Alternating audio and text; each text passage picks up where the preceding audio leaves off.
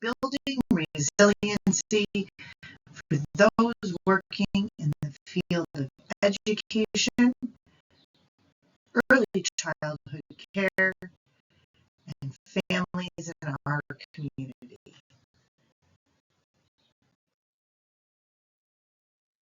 In our time together, we're going to be discussing the importance of addressing ACEs with children and families that we work with.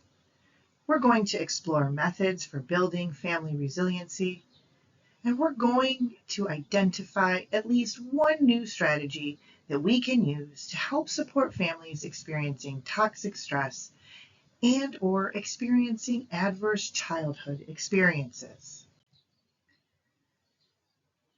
Understand that there are times we all experience stress. Brief periods of stress can actually be positive. For instance, we might find that our heart rate is elevated, or we're feeling a little anxious just before a big event. Maybe we're going to be public speaking or attending a large award ceremony. That little bit of anxiety helps to keep us motivated. There's also times that we might be feeling a temporary stress response. Maybe something like surgery coming up for a child, or waiting to hear news of a new job. That's tolerable stress. We usually can lean on our supportive relationships, such as our friends and family, or previous coping mechanisms. But when we're talking about adverse childhood experiences, what we mean are toxic stress, prolonged periods where there's no release, there's no relief, and there's less support from people around us.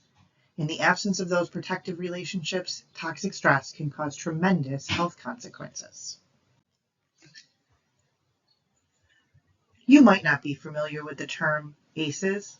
It stands for Adverse Childhood Experiences. These are specific toxic stress experiences that happen during childhood, which is any time before the age of 18. They're both usually physical and emotional in their nature. They can come from household dysfunction or be as serious as physical or sexual abuse. We can take a minute to learn a little bit about ourselves. Pause the video. You can use this code to scan and access a survey where you will be asked questions about your experiences during childhood. What happened in your life and your family? Similarly, the second page of the survey asks you to look at the supportive resources you had eligible in your life. Friends, family, and community can play an important part in building our resiliency. So take a minute to answer some questions and learn about your ACEs and resilience score.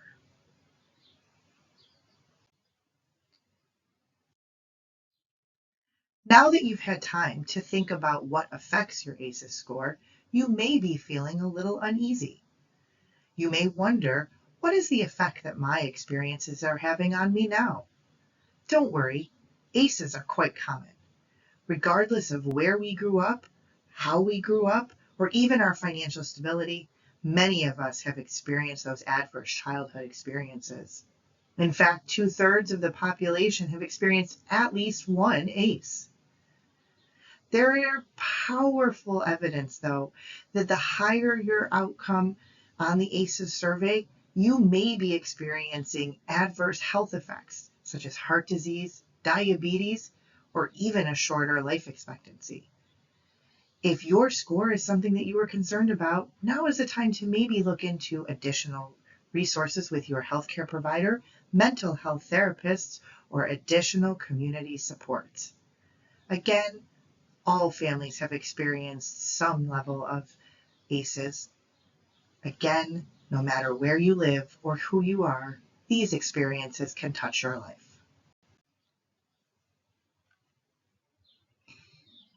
Just like all of us have had some opportunity to experience one of those ACEs factors, we also have the ability to bounce back from life's difficulties.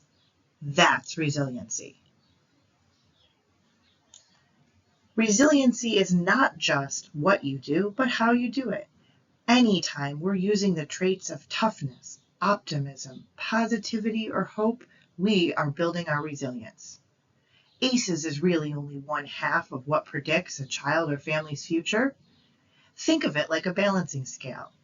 Resilience is the result of interaction between a person's ACEs on one side and building the protective factors on the other to offset the negative effects of those toxic stress experiences.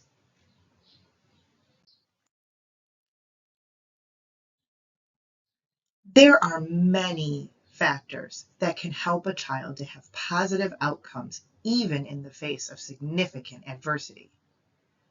People who demonstrate resilience in response to adversity may use different responses in another situation.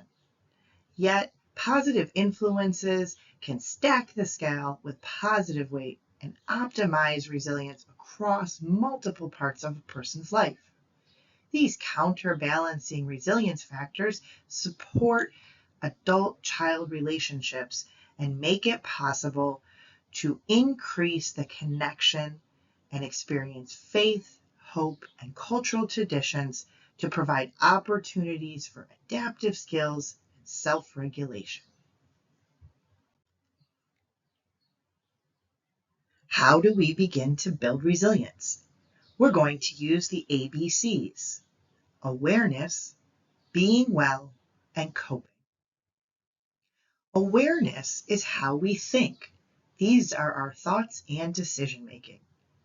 It deals with the way that we feel, our emotions. We think about how we are physically, like our physical responses to stress. What do we do? How do we exhibit behaviors? Then we want to be well.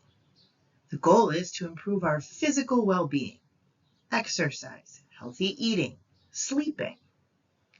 We want to improve our activities. We want to be in a community of activities, whether it's a physical activity such as playing a sport, or even just joining in a musical group where we can enjoy the experience. We want to improve our well-being through connection with other people in our family, neighborhood, or community. Coping is what we do to actually challenge those stressors we are experiencing. It helps us to manage our thoughts, and this is where we're going to begin to access support, whether through our family and friends or community resources and professional supports. Building resiliency has several steps. Each step needs to be worked with a family for their child to have the positive outcomes and offset the toxic stress that they may be experiencing. We, as education and community professionals, are going to take the opportunity to build resiliency into our programs in a way that helps each family develop these resiliency skills. If a family is going to have strategies to build resilience, they need the opportunity to have problem-solving experience. This can be built into fun classroom activities such as puzzles or games, or things the family can do together, such as scavenger hunts. By learning problem solving, we can tap into it later when we experience real life challenges. By teaching problem solving skills, we are teaching a family to brainstorm solutions together. Multiple options mean we have multiple avenues to address a challenge. We need to build strong emotional connections. We want to encourage families to spend one-on-one time together in fun, relaxing activities. When children are growing and changing, we want to help promote healthy risk-taking. This means going outside of our comfort zone. Not everyone will feel comfortable with something exciting like skydiving, but maybe we'll have the opportunity to lead a parade. Maybe we'll have the opportunity to speak in front of others. Trying something new promotes healthy risk-taking. As professionals and adults in children's lives, we want to resist the urge to fix it all. Instead, let's ask questions. Let's help those trying to challenge a new toxic stress to figure solutions that can be used in the future as well. Open-ended questions allow for brainstorming solutions and thinking about both the problem and our feelings. Once we know our feelings, we can label the emotion. This helps children and families to make sense of the experience. Often things like anger and frustration can really be associated with fear. So labeling our emotions and understanding how different experiences can result in multiple feelings can help us to better problem solve a resiliency building activity. We want to demonstrate coping skills that parents and children can use in the future, helping us to relax, be calm, and process the situation. We could show them how to use box breathing, for example, where we count and breathe together to calm the body. Meditation, journaling, or even just breathing to a specific rhythm. These are all ways we can demonstrate coping skills. We want children to learn a growth mindset. This means they are going to learn to embrace their mistakes. Mistakes are just our opportunity for learning. Just because something went wrong in the past doesn't mean it will go wrong in the future. Every challenge is also an opportunity to learn. Showing children that the adults in their life have a growth mindset can go a long way to help them learn these skills. Modeling resiliency is the best way to help our families show their children they support their growth and problem solving. Again, we can label our emotions and talk through our process as a model for families to take home and use with their children on a daily basis. Resiliency building can be a fun experience. Things like games and interactions can provide children a practical and entertaining way to build their resiliency skills. Even little babies can have fun with the adults in their life and learn to manage their emotions.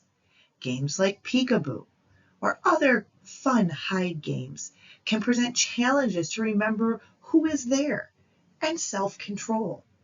Your demonstrating of laughter and joy can show the baby different emotions in different situations. This allows a sense of gaining control, a very vital resiliency skill.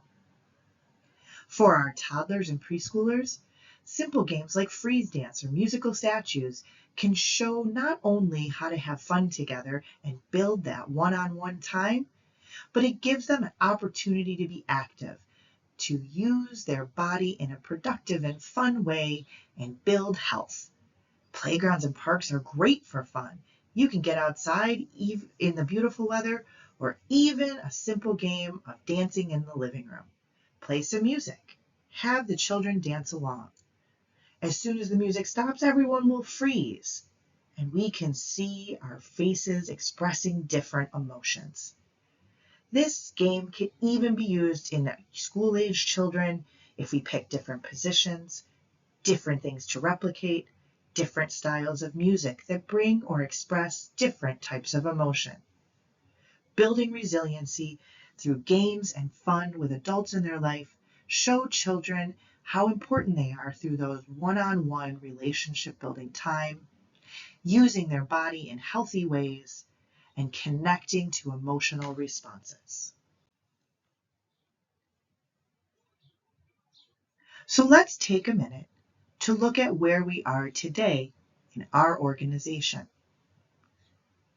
When you think about your program and the families that you serve, what strengths do you or your organization have that are addressing the ACEs in the children in your program?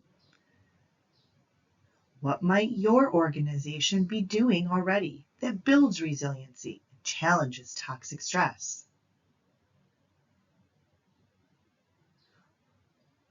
Now that you've thought about what you're doing, what more could you be doing to support families?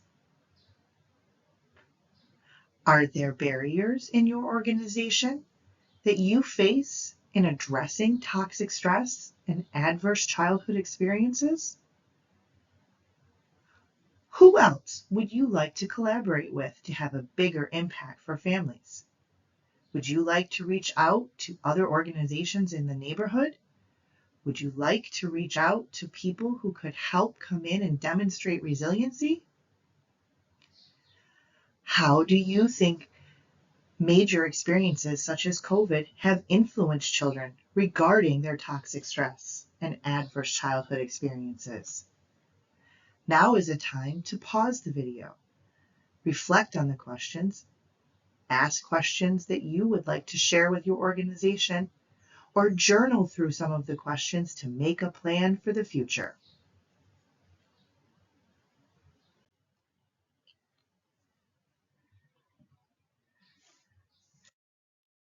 Now that you've had some time to think about your program, we're going to look at some specific case studies of families that might be experiencing toxic stress.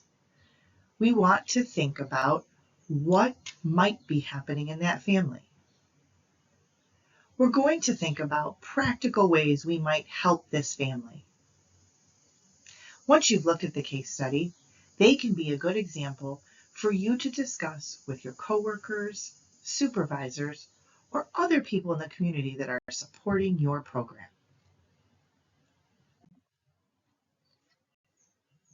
Let's take a look at this case study. You are a teacher. You learn that a family with children in your class are experiencing an extremely volatile divorce. There are 4 children in the home between the ages of 9 and 15. Additionally, the family owned and operated a small business.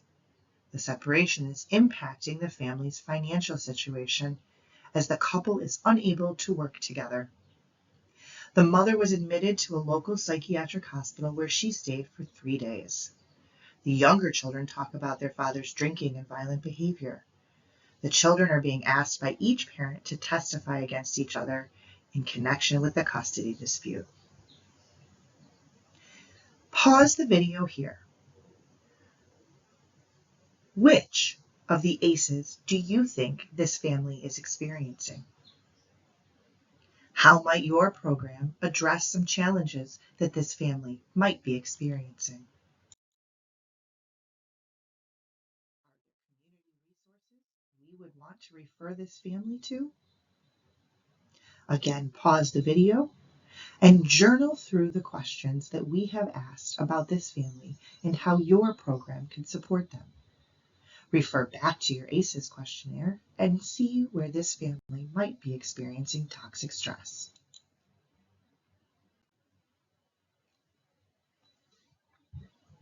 Now that you've spent some time really thinking about how toxic stress can build in a family and challenge the resiliency opportunities for children, please also be sure to check in with yourself and your emotional well-being. Working in the helping profession can mean that we take on a lot of stress that our families and children are experiencing. Be sure when you are discussing toxic stress and working to help families that you are also accessing your resiliency and coping skills. Thank you so much for joining us today to speak about resiliency and helping families address toxic stress. Always remember that the first step is to think about problem solving and sharing emotional opportunities for one-on-one interactions to provide important supports for children. Thank you so much for taking the time to build your skills and serve the children in your program to the best of your ability. We are excited to be a part of your journey and look forward to seeing you in the future as you build your skills.